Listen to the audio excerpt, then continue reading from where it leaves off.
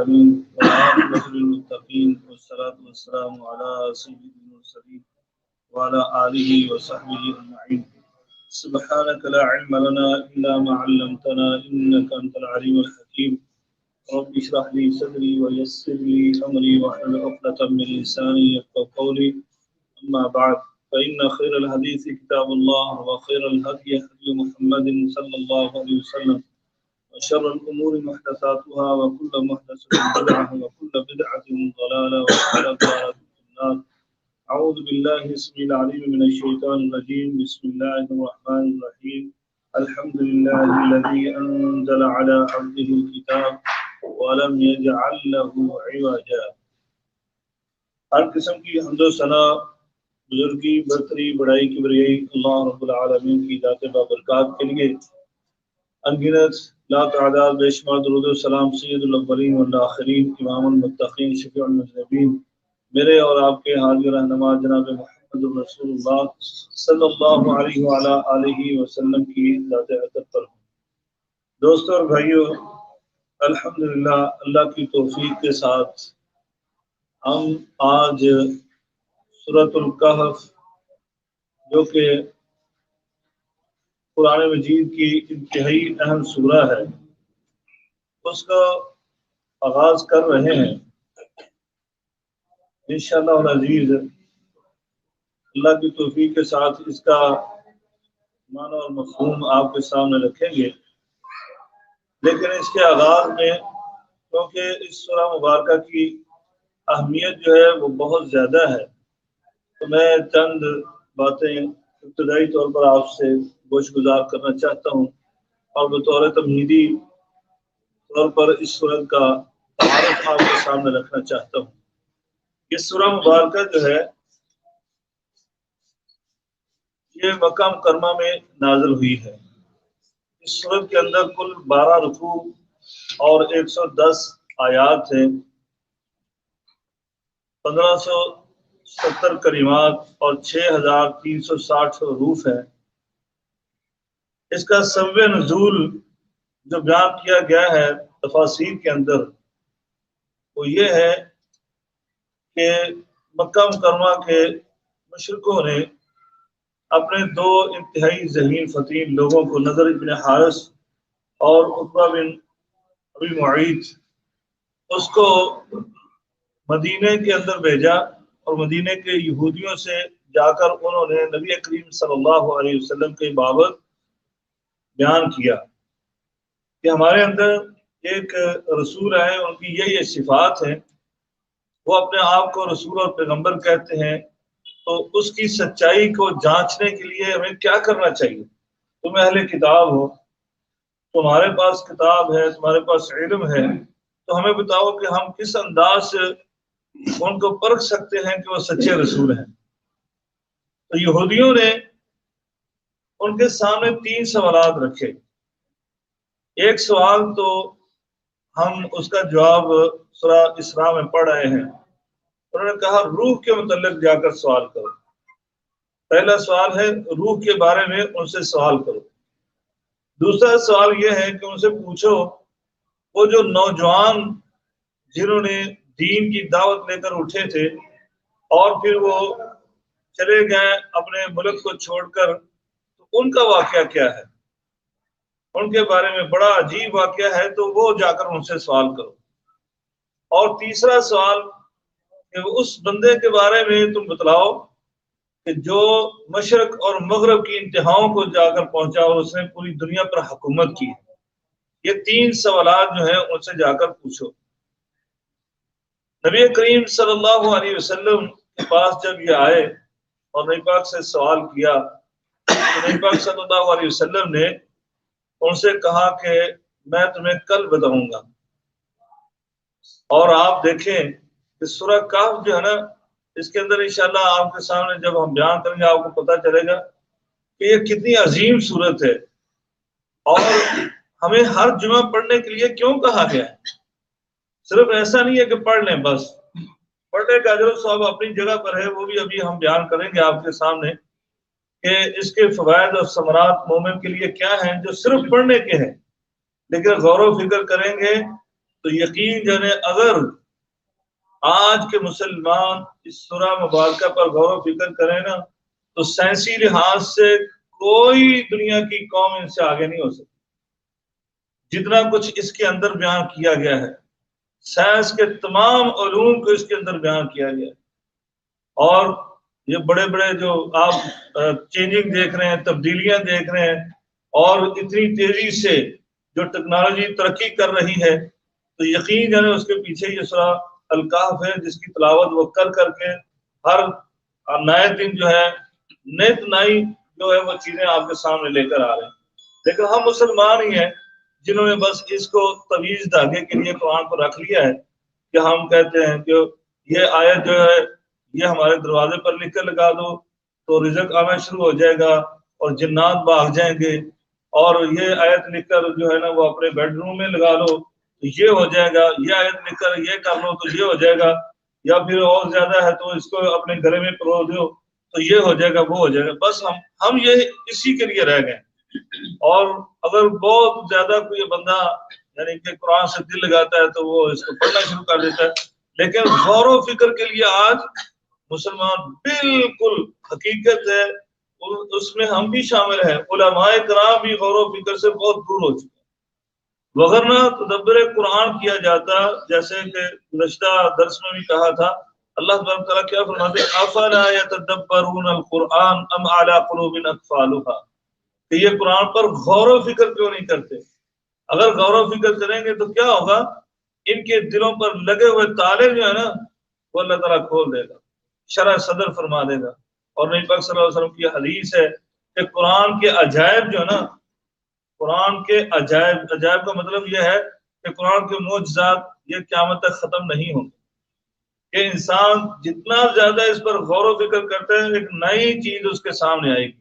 اور اگر مسلمان بحیثیت امت یہ غور و فکر کرنا شروع کر دیں قرآن مجید پر، تو پھر آج ہمیں دوسرے علوم پڑھنے کی ضرورت نہیں ہے۔ جو کہتے ہیں کہ یہ علوم نہیں پڑھا تو ہم پیچھے رہ گئے، وہ علوم نہیں پڑھا تو ہم پیچھے رہ گئے، خصوصاً انگلش نہیں سیکھی تو ہم بالکل ہی پیچھے رہ گئے، ایسا مسئلہ نہیں ہے۔ آپ نے دیکھا بڑی قومیں ترقی کر گئی، جاپان جو ہے نا وہ آج تک آپ یہاں سے چیز خریدیں کوئی جاپانی تو آپ کو اس کے اندر جاپانی زبان ہی نظر آتی ہے، انگلش نہیں نظر آتی۔ ہاں جی، وہ اپنی زبان میں ہی سب کچھ لکھتے ہیں۔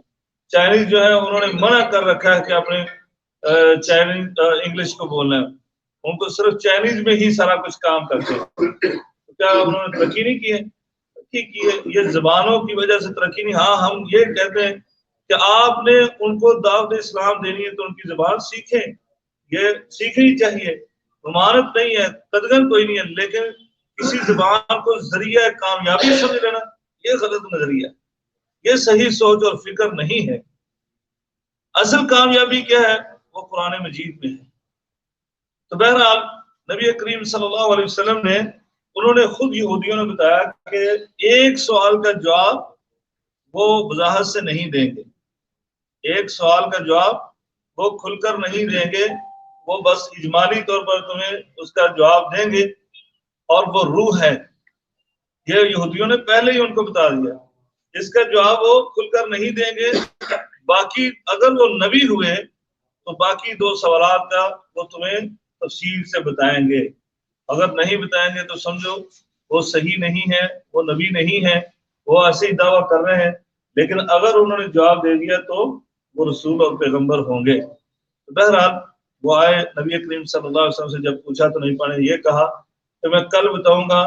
تو یہاں پر نبی کریم صلی اللہ علیہ وسلم میں نے سورہ کہف کا اس لیے کہا کہ سورہ کہف کے آخر میں اللہ تعالیٰ نے یہ جو اعلان کروایا ہے نا، انما انا بشر مثلکم، اے میرے نبی کریم آپ اعلان کر دیجیے، وہ اسی لیے کروایا کہ یہ سورت کے بعد اگر سورت پر غور و فکر کریں گے نا، یہ سورت کے بعد غلط فہمی پیدا ہو سکتی کہ نبی پاک صلی اللہ علیہ وسلم کے پاس پتہ نہیں کون سی طاقتیں ہیں، کہ آپ کے پاس بہت ساری طاقتیں ہیں یا ایسی طاقتیں ہیں جو طاقتیں الہیہ ہیں۔ تو اس لیے اللہ تعالیٰ نے آخر میں وہ اعلان کروایا کہ نہیں، میں نے جو بیان کیا ہے یہ اللہ کی وحی ہے، اور میں تمہاری طرح کا بشر ہوں، اور یہ جو میرے اور صورت آئی ہے یہ کیا ہے؟ میری طرف وحی آئی ہے۔ اسی لیے بتایا کہ میرا تمہارا فرق جو ہے وہ وحی کا ہے، باقی جو ہے یہ سب کچھ اللہ کی طرف سے ہے، اللہ تعالیٰ کا عطا کردہ علم ہے۔ تو نبی کریم صلی اللہ علیہ وسلم نے جوابات دیے، یعنی اصحاب کہف کے حوالے سے، نوجوانوں کے حوالے سے وہ تفصیل سے، اور یہ حضرت ذوالقرنین کے متعلق۔ لیکن نبی پاک نے جو کہا نا کہ میں کل دوں گا، تو آپ سے انشاءاللہ کا کلمہ جو ہے وہ بھول گیا، آپ کو یہ کلمہ کہنا بھول گیا، جس کی وجہ سے ہوا کیا کہ کل جبرائیل آئے نہیں، بلکہ کل کیا پرسوں بھی نہیں، ترسوں بھی نہیں، اور بھی نہیں، چند دن گزر گئے۔ اب مشرکین مکہ کہنے لگے کہ یہودیوں کی بات درست تھی کہ نبی ہوتے تو ہمیں یہ جواب دیتے، یہ نبی نہیں ہے، انہوں نے جواب نہیں دیا۔ اب پھر نبی کریم صلی اللہ علیہ وسلم کے ساتھ جو معاملہ ہوا وہ بہت عجیب تھا۔ نبی پاک بہت انتہائی پریشان ہو گئے کہ یہ کیا معاملہ ہوا۔ تو پھر نبی پاک صلی اللہ علیہ وسلم نے اللہ کی طرف رجوع کیا اور دعا کی، اور اللہ تبارک تعالیٰ نے اپنے نبی کریم صلی اللہ علیہ وسلم کی دعا کو قبول کر کے یہ سورہ مبارکہ نازل کی۔ لیکن ایک سوال کا جواب جو ہے وہ سورۃ الاسراء میں، اور 2 سوالات کا جواب جو ہے وہ سورہ کہف میں دیا گیا۔ بعض علماء نے اس کی توجیحات پیش کی ہیں۔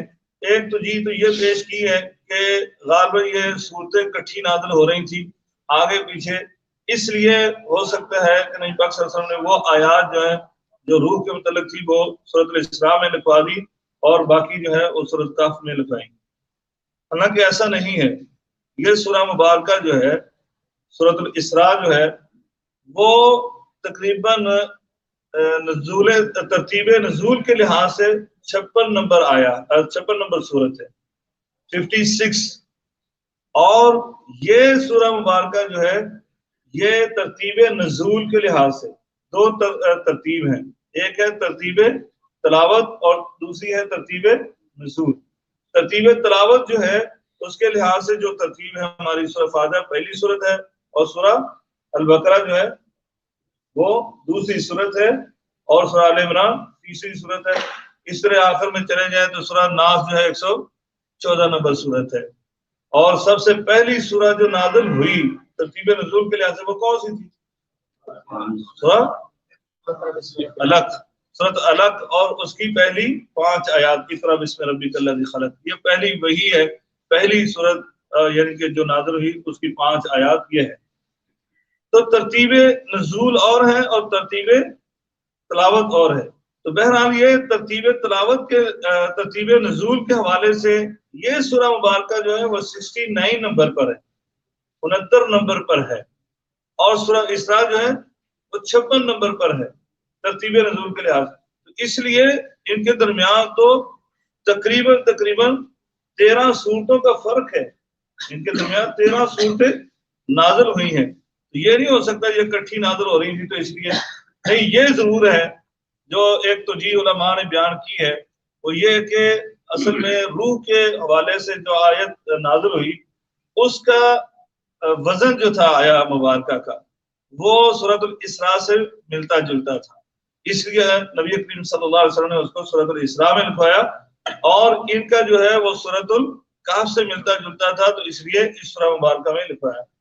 تو بہرحال تفہیم القرآن کے مصنف جو ہے مولانا ابو الاعلی مودودی رحمہ اللہ تعالی، انہوں نے تفہیم القرآن میں اس سے یعنی کہ بچنے کے لیے کہ ایک سوال وہ روح کا تھا، انہوں نے کہا نہیں، وہ 3 سوالات جو تھے نا وہ روح کی بجائے تیسرا سوال وہ تھا حضرت خضر علیہ السلام کے متعلق۔ تیسرا سوال یہ تھا کہ حضرت موسیٰ اور خضر کا واقعہ وہ بھی ان سے پوچھو جا کر، اور یہودیوں کے متعلقہ بھی ہے حضرت موسیٰ علیہ السلام کا واقعہ کہ انہوں نے اپنے نبی کے حوالے سے بات کی کہ حضرت موسیٰ کا واقعہ بھی ان سے پوچھیں جا کر کہ حضرت خضر کے ساتھ کیا معاملہ ہوا تھا حضرت موسیٰ علیہ السلام کا۔ تو بہرحال جو بھی تھا یہ شان نزول یہی ہے کہ آپ سے 3 سوالات پوچھے گئے، اور ان کے جوابات میں اللہ تبارک تعالیٰ نے یہ سورہ مبارکہ جو ہے وہ نازل فرمائی۔ اس کے بعد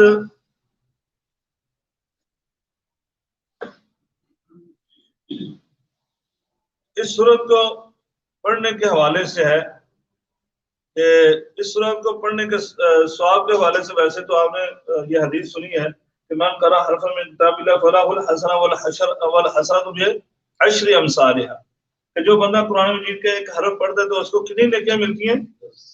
10 نیکیاں. یعنی ایک نیکی ہوتی ہے لیکن وہ ایک نیکی اتنی وزنی ہے جو 10 نیکیوں کے برابر ہے.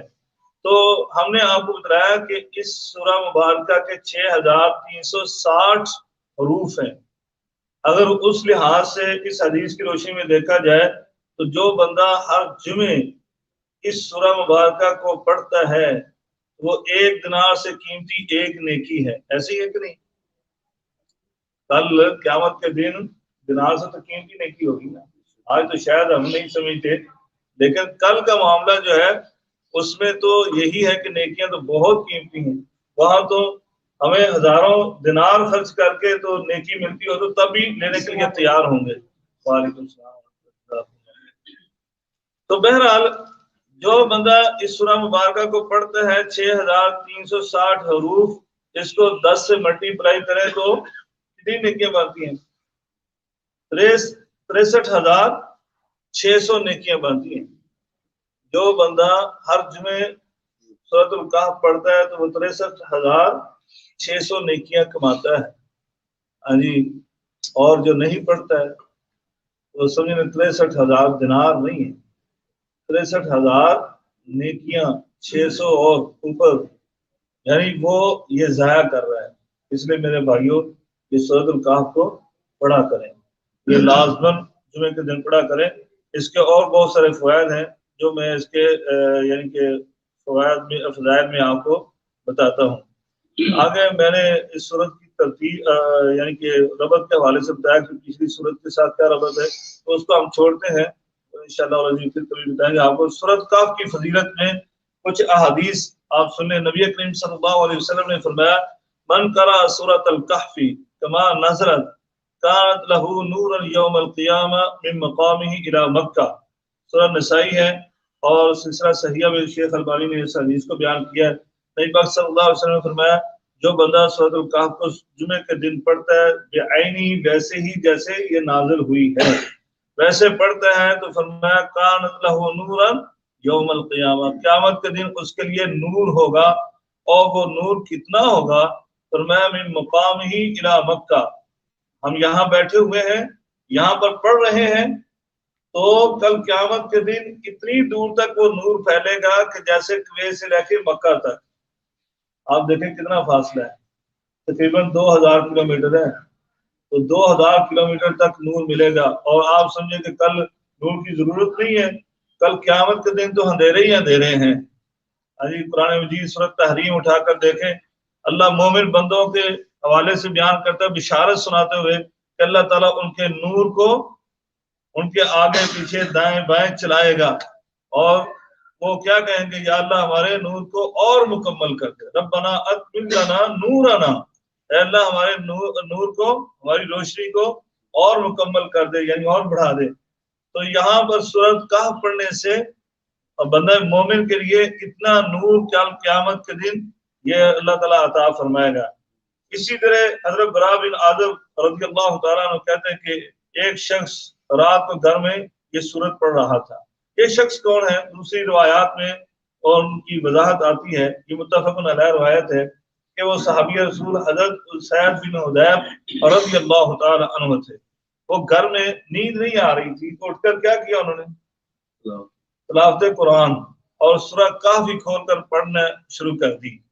ہم کیا کرتے ہیں نیند نہ آئے تو ہم یہ فون پکڑ لیتے ہیں اور سوشل میڈیا دیکھنا شروع کر دیتے ہیں. فون پکڑیں اگر دوسرے ساتھی تنگ ہوں گے روشنی لائٹ جلائیں گے تو فون سے یہ آپ کے لیے اللہ نے سہولت پیدا کر دی ہے کہ فون کے ذریعے سے قرآن پڑھنا شروع کر دیں. فون کے ذریعے سے ذکر و اذکار شروع کر دیں کہ نہ دوسروں کو تکلیف ہو. آپ کے سامنے روشنی کی روشنی اور یہ سہولت کی سہولت لیٹے لیٹے بھی آپ پڑھ سکتے ہیں. اور کیونکہ اس میں کوئی مذاکرہ نہیں. بات ساتھی پوچھتے ہیں کہ لیٹ کر قرآن پڑھا جا سکتا ہے جی یا پھر بغیر وضو کے پڑھا جا سکتا ہے. تو اللہ تبارک تعالیٰ قرآن مجید میں کیا فرماتے ہیں؟ اللہ تعالیٰ نے قرآن مجید میں فرمایا ہے کہ الذین یذکرون اللہ قیاما وقعودا وعلی جنوبہم. فرمایا اللہ کے نیک بندے عقل مند بندے تو وہ ہوتے ہیں جو کھڑے ہو کر بھی اللہ کا ذکر کرتے ہیں یعنی کھڑے ہو کر بھی قرآن پڑھ سکتے ہیں اور بیٹھ کر بھی قرآن پڑھ سکتے ہیں اور لیٹے لیٹے بھی قرآن پڑھ سکتے ہیں، ذکر اذکار کر سکتے ہیں، کوئی حرج نہیں ہے اس کے اندر. تو یعنی دوسری چیزوں کے طرف اپنا وقت ضائع کرنے کی بجائے جو ہے اس طرف صرف کرے. یہ وقت بڑا قیمتی ہے. ہاں جی، یہ کل ہمیں احساس ہوگا کہ یہ ہم نے کتنا وقت قیمتی تھا وہ ضائع کر دیا ہے. تو بہرحال وہ سورت یہ پڑھ رہے تھے اور ان کا گھوڑا پاس ہی بندھا ہوا تھا. ہمارے جیسے تو گھر نہیں تھے ان کے نا، تو بڑے بڑے گھر پھر بھی دل تنگ. ان کے تو گھر چھوٹے چھوٹے تھے. میں حدیث پڑھ رہا تھا، اللہ اکبر، نبی کریم صلی اللہ علیہ وسلم کے حوالے سے، کل کی بات ہے. کل میں حدیث پڑھ رہا تھا، تو پہلے بھی کئی دفعہ پڑھی ہے، لیکن وہ کہتے ہیں ایمان تازہ ہوتا رہتا ہے، اس لیے پڑھتے رہے، پڑھانا چاہیے، پڑھتے بھی رہیں اور سناتے بھی رہیں. صحابی رسول حضرت انس رضی اللہ تعالیٰ عنہ بیان کرتے ہیں نبی کریم صلی اللہ علیہ وسلم کا گھر پتہ کتنا بڑا تھا. یہ آپ تو دیکھ سکتے ہیں نا اس گھر کو، کہ جہاں پر 9 بیویاں نبی کریم صلی اللہ علیہ وسلم کی بیاہ کے وقت رہی ہیں.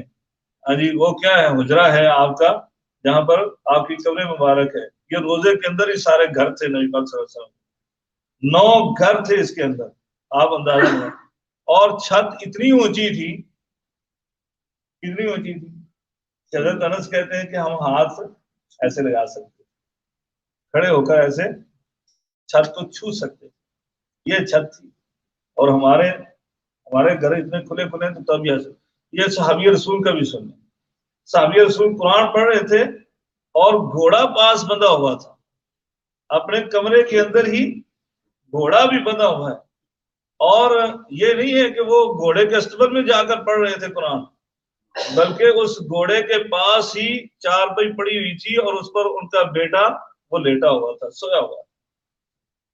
یعنی اس کا مطلب وہ گھر ہی اتنا چھوٹا تھا کہ وہاں پر چارپائی پڑی اور اس کے اوپر ان کا بیٹا لیٹا سویا ہوا تھا. حضرت اسید رضی اللہ تعالیٰ عنہ قرآن پڑھ رہے تھے. قربان ہو جائیں، کیا صحابہ کی آوازیں ہوں گی، تو کیا ان کی تلاوت کا خشوع و خضوع ہوگا کہ آسمان سے اللہ کے فرشتے اتر آئے ارے قرآن سننے کے لیے. ان کا گھوڑا بھدکنے لگا. آپ نے یہ کیا کرنے لگ گیا؟ آپ نے قرآن بند کیا نا ایسے اٹھ کر اس کو روکنے کے لیے کہ کہیں بیٹے کے اوپر نہ چڑھ دوڑے، بھدک رہا، اچھل کود رہا تو وہ بیٹے کے نقصان نہ پہنچ جائے. تو اٹھنے لگے، قرآن بند کیا نا، وہ ساکت ہو گیا، کھڑا ہو گیا. تو آپ نے کہا کہ اس کو ویسے ہی کوئی چیز نے تنگ کیا ہوگا. تو انہوں نے پھر قرآن پڑھا، کھولا تو پھر پڑھنا شروع کیا، پھر وہ بھدکنا شروع ہو گئے. 3 دفعہ ایسے ہوا. تو انہوں نے قرآن بند کیا اور باہر نکلا کہ دیکھوں کہ کہیں اور ہی اس کو باندھ. جیسے ہی باہر نکلے نا، تو انہوں نے کیا دیکھا کہ ان کے گھر کے صحن کے اندر جو ہے وہ تشتری، ایک چھتری نما جو ہے، اس کے اندر کچھ چراغ ٹمٹما رہے تھے.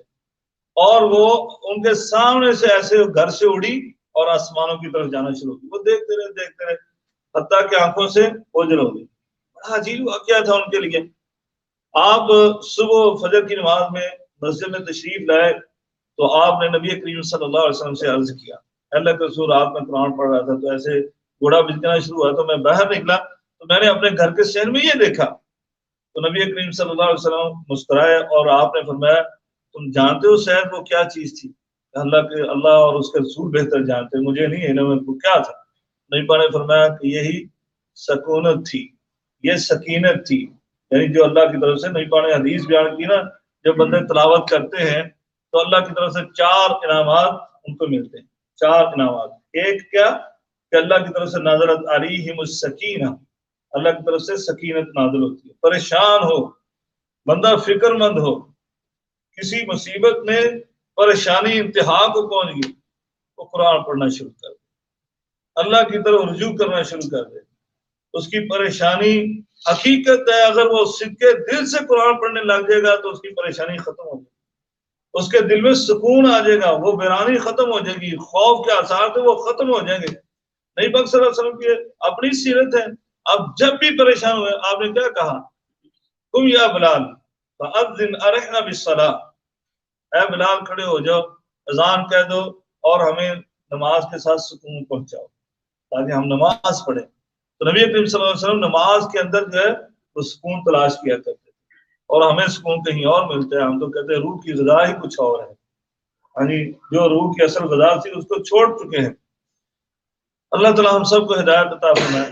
فرمایا کہ پہلا انعام یہ ہوتا ہے پھر کیا ہوتا ہے؟ فرمایا وغاشیتہم الرحمہ، اللہ کی رحمت ان کو ڈھانپ لیتی ہے۔ فرمایا اور پھر تیسرا یہ ہوتا ہے وحفتہم الملائکہ، اللہ کے فرشتے جو ہیں وہ ان کو گھیر لیتے ہیں، اللہ کے فرشتے بھی بیٹھ جاتے ہیں وہاں پر آ کر، اور انشاءاللہ العزیز ہمارے ارد گرد بھی بیٹھے ہوئے ہیں، ہم قرآن کا ترجمہ ہمارا مفہوم سمجھ رہے ہیں۔ تو اللہ تبارک و تعالیٰ کی طرف سے یہ فرشتے بھی نازل ہوتے ہیں۔ تو نبی کریم صلی اللہ علیہ وسلم نے فرمایا یہ اللہ کی طرف سے سکینت نازل ہوئی اور یہ فرشتے وہ لے کر آئے تھے، اور وہ فرشتے تھے جو تیری تلاوت سننے کے لیے آئے۔ اور اگر تو پڑھتا رہتا اے حسین، اگر تو تلاوت کرتا رہتا اور دن چڑھ جاتا، فرشتے تیری تلاوت سننے میں اتنے مگن ہو چکے تھے، اتنے مگن تھے کہ ان کو احساس نہ ہوتا کہ دن چڑھ گیا ہے، اور مدینے کے لوگ، مدینے کے بچے اپنی آنکھوں سے فرشتوں کو دیکھ لیں۔ ارے یہ ہے قرآن۔ تو یہ سورہ مبارکہ وہ تلاوت کر رہے تھے تو جہاں پر فرشتوں کا نزول ہوا ہے۔ اسی طرح سیدنا ابو درداء رضی اللہ تعالیٰ عنہ کہتے ہیں کہ رسول اکرم صلی اللہ علیہ وسلم نے فرمایا جو شخص اس سورہ کی ابتدائی 3 آیات پڑھتا ہے، 3 آیات پڑھتا ہے، یہ ترمذی کی روایت ہے، تو اللہ تبارک تعالیٰ اسے فتنہ دجال سے محفوظ رکھے گا۔ یہ ترمذی کی روایت ہے، لیکن اس سے زیادہ صحیح روایت جو ہے وہ مسلم شریف کی ہے، جس میں نبی کریم صلی اللہ علیہ وسلم نے یہ فرمایا من حافظ 10 آیات من اول سورۃ الکہف عصم من فتنۃ الدجال، جو بندہ اس سورہ کہف کی ابتدائی 10 آیات کو حفظ کر لیتا ہے اور ان کو تلاوت کرتا ہے، ان کے مطابق زندگی گزارتا ہے، تو فرمایا وہ فتنہ دجال سے وہ کیا ہوگا؟ محفوظ رہے گا۔ اور فتنہ دجال پتہ کیا ہے؟ آج تو بہرحال اللہ تعالیٰ ہدایت عطا فرمائے ہمارے لوگوں کو، پتہ نہیں کیا کیا کہتے تھے۔ میں نے ایک پروفیسر صاحب کو تقریر کرتے ہوئے سنا تو انہوں نے اس کو دجال بنا دیا۔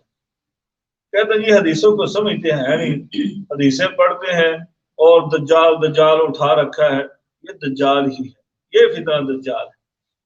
کیسے دجال ہے؟ ایک آنکھ کو بیان کیا ہے تو اس کا دیکھیں یہ کیمرہ نہ ایک آنکھ ہے، تو اب ان پروفیسر صاحب کو پوچھیں کہ اب تو کیمرے 5 آ گئے، 3 کیمرے آ گئے، تو اب دجال کی آنکھیں 3 ہو گئی یا 5 ہو گئی؟ کیوں حدیثوں کو تروڑ مروڑ رہے ہیں؟ کیوں اس کا معنی اور مفہوم جو ہے وہ اپنی طرف سے پیش کر رہے ہیں؟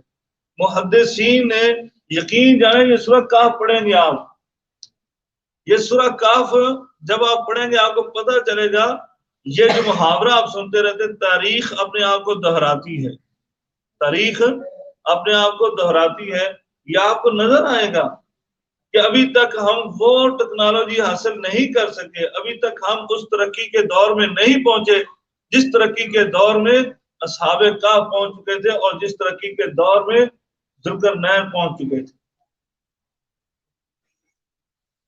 یہ حقیقت ہے یا نہیں ہے؟ اگر آپ سوال کریں گے نا تو ابھی سے اختصار کے طور میں بتا دیتا ہوں، سائنس اتنی ترقی کر چکی ہے، جاؤ کسی سائنسدان کو پوچھو کہ سورج کہاں غروب ہوتا ہے اور کہاں سے طلوع ہوتا ہے، کچھ بتا ہی نہیں سکے۔ سائنس آپ بھی کہتی ہے نہ غروب ہوتا ہے نہ طلوع ہوتا ہے، یہ تو چلتا ہے، گھوم رہا ہے، گھومتا ہی رہتا ہے، ادھر غروب ہوا ادھر طلوع ہوا ادھر غروب ہوا، یہ تو یہی کہتی ہے سائنس۔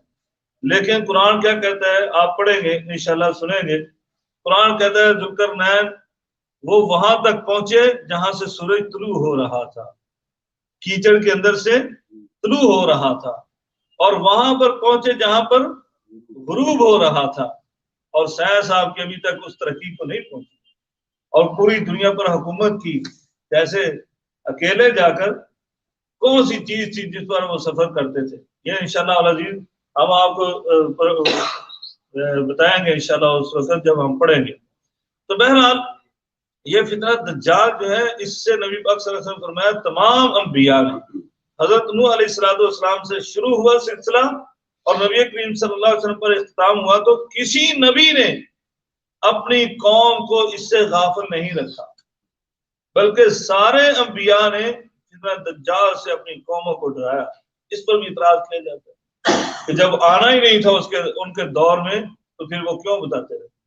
وہ اللہ کے بندو، بسا اوقات اس چیز کی اہمیت کو بتلایا جاتا ہے، وہ ہمارے لیے تمہیدی طور پر شروع کیا گیا کہ یہ فتنہ دجال کتنا اہم ہے، جس کے لیے 1 لاکھ اور تقریباً 24,000 انبیاء پیغمبر علیہم السلام انہوں نے تنبیہ کی ہے۔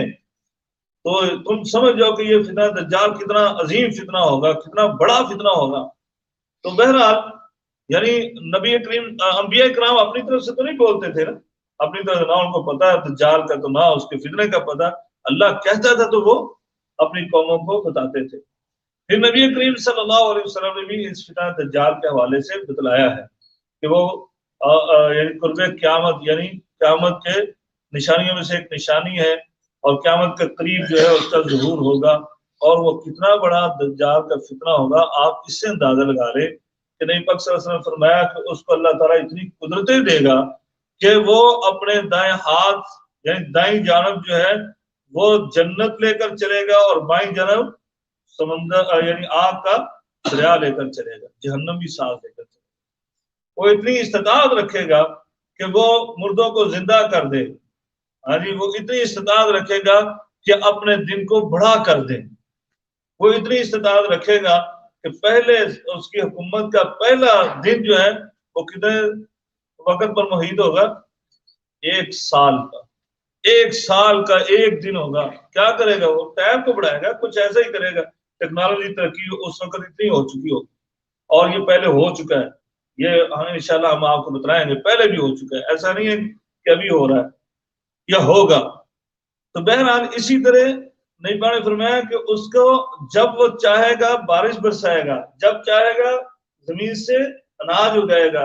یہ ہے فتنہ، یہ فتنہ ہے جس میں کمزور دل، کمزور ایمان لوگ جو آج کسی شعبدہ بات کا شعبدہ دے کے اس کو اللہ کا ولی مان لیتے ہیں، یعنی قابل فکر بات ہے، قابل توجہ بات ہے۔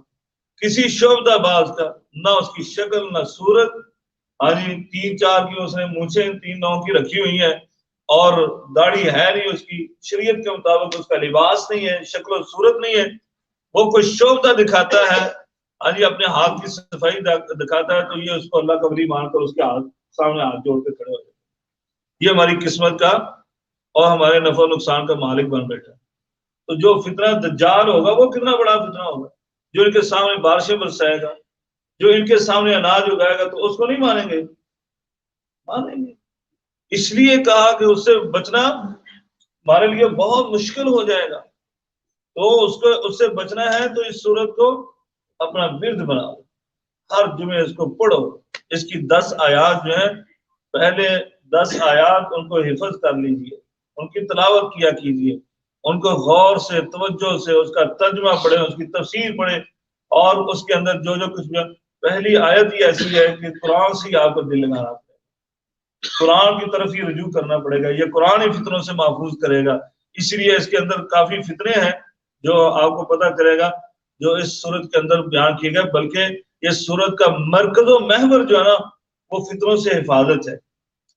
ایک چیز ہوتی ہے نا محور، یعنی یہ ہماری گفتگو کا سارا جو مرکز و محور ہے جو وہ سورت ہے، سورت الکہف ہے، اور سورت الکہف کا مرکز و محور جو ہے نا پوری آیات شروع سے لے کر 110 آیات ہیں، پہلی آیت سے لے کر 110 آیات، سب مرکز و محور جو ہے نا وہ فتنوں کی حفاظت ہے، فتنوں سے حفاظت ہے۔ تو یہ آپ کو فتنوں سے حفاظت کا ایک نسخہ کیمیا ہے جو ہمیں اسلام نے دیا ہے۔ بہرحال اسی طرح جناب سیدنا ابو سعید خدری رضی اللہ تعالیٰ عنہ کہتے ہیں کہ رسول اکرم صلی اللہ علیہ وسلم نے فرمایا جو شخص جمعہ کے دن سورہ کہف کو پڑھ لیتا ہے 2 جمعے کے درمیان اس کے لیے اللہ تبارک و تعالیٰ نور کو روشن کر دیتا ہے۔ کتنی اہم چیز، نور کو روشن کر دیتا ہے۔ آپ جو بندے تلاوت کر رہے ہوں گے شیطان ان کے دلوں میں بھی وسوسہ شاید ڈال دے یاد تیرے لیے تو کبھی نور روشنی ہوا کبھی اندھیرا ہوگا، تو یہاں تو ویسی روشنی رہتی ہے، اپنے ملکوں میں تو کبھی ہم نے نہیں دیکھا اندھیرے میں روشنی آ گئی ہو تو نور پیدا ہو گیا۔ یہ بھی ہو سکتا ہے، حقیقت ہے کہ اگر ہم اس یعنی مقام پر پہنچ جائیں تو یہ بھی ہو سکتا ہے کہ واضح طور پر بھی یہ سلسلے ہو سکتے ہیں۔ وغیرہ اصل نور جو حدیث سے مراد ہے وہ یہ ہے کہ انسان جو ہے پورا ہفتہ جتنے کام کرتا ہے وہ نور بصیرت میں کرتا ہے، اس کے ہفتے کے اندر جو کام کرتے ہیں وہ اللہ کے احکامات اور اس کی اطاعت اور فرمان برداری میں کرتا ہے، وہ نبی کریم صلی اللہ علیہ وسلم کے طریقے کے مطابق کرتا ہے۔ کوئی ہفتے کے اندر ایسا کام نہیں کرے گا جو اللہ اور رسول کی نافرمانی میں ہوگا، وہ کوئی غلط کام اس سے نہیں ہوگا، وہ کوئی کسی گناہ کو اپنے ہاتھ سے سرزد نہیں ہونے دے گا، وہ کسی خطا اور غلطی کا ارتکاب نہیں کرے گا۔ یہ ہے نور بصیرت کا مطلب، یعنی وہ اس کے لیے نور روشن کر دیا جاتا ہے کہ وہ ہفتہ بھر جو ہے ان گناہوں سے محفوظ ہو جائے گا، اور جو بھی وہ کام کرے گا وہ نور بصیرت کے مطابق کرے گا۔ یہ ہے سورۃ الکہف کو پڑھنے کے فوائد۔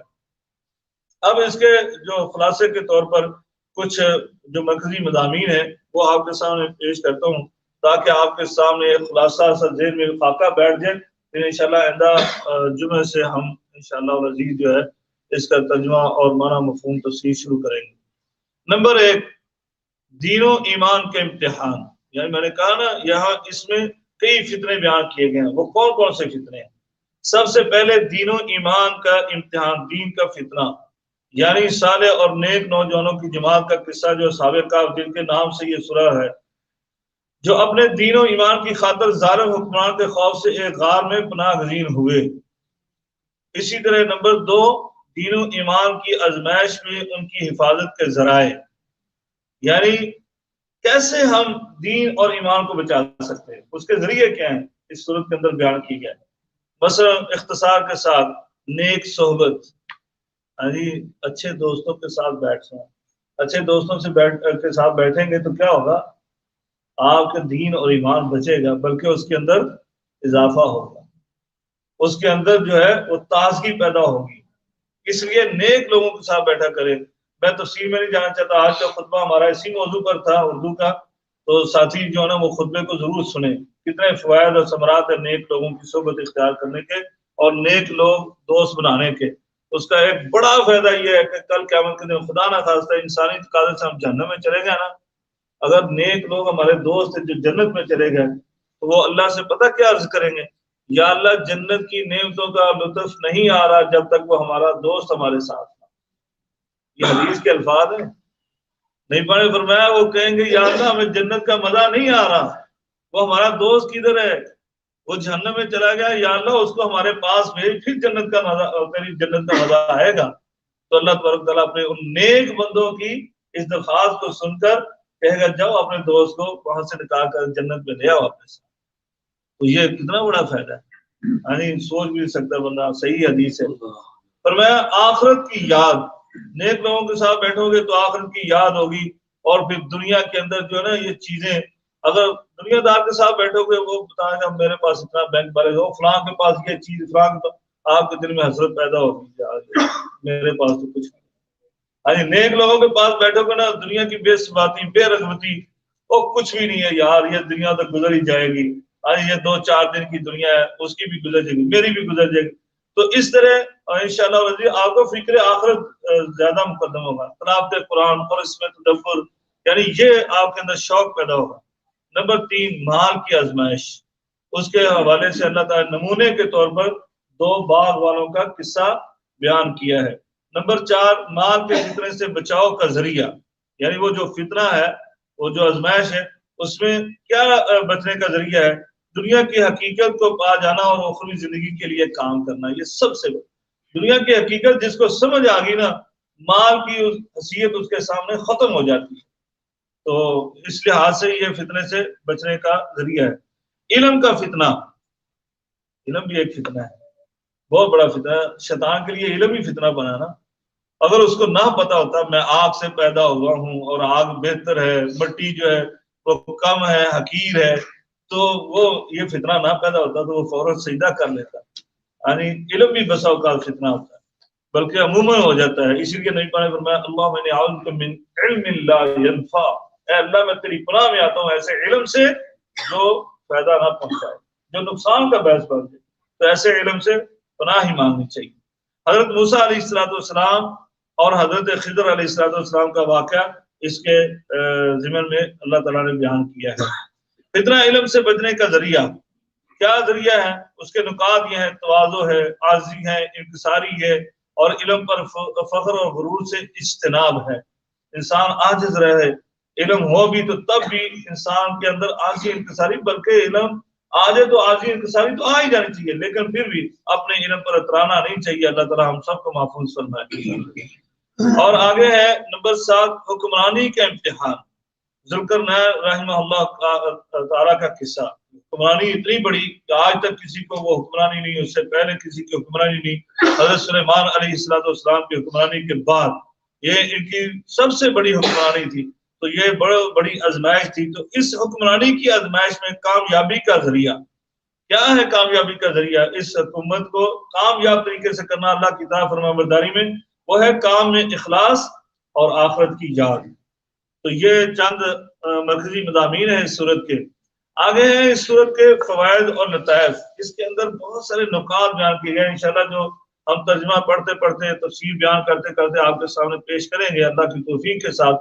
نمبر 1 ہے کرہ ارض پر، اس زمین پر، روئے زمین پر تمام تر فتنہ و فساد اور شر کا موجد اور مرکز و محور کون ہے؟ ابلیس ہے. اور اس کا سبب کون ہے؟ اس کا سبب بنی آدم سے اس کی عداوت اور دشمنی ہے. نمبر 2، اس سورہ مبارکہ میں دعوت اللہ کا نمونہ اور اسوہ پیش کیا گیا کہ کس طرح ہر طبقہ میں اس کی دعوت دی گئی.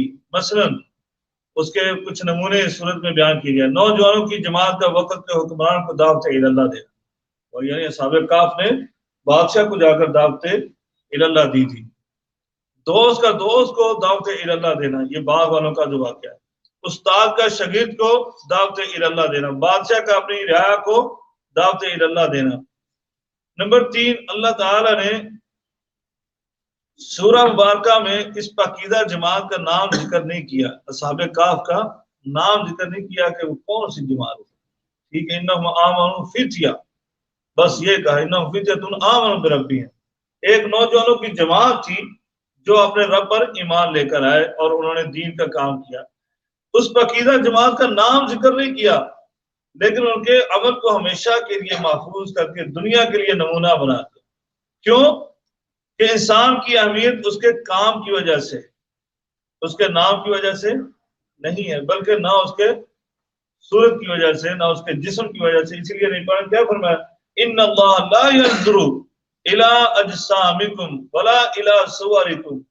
بلا شبہ اللہ تعالیٰ تمہارے جسموں کو نہیں دیکھتا، کتنے طاقتور ہیں، کتنے قد کاٹ ہے.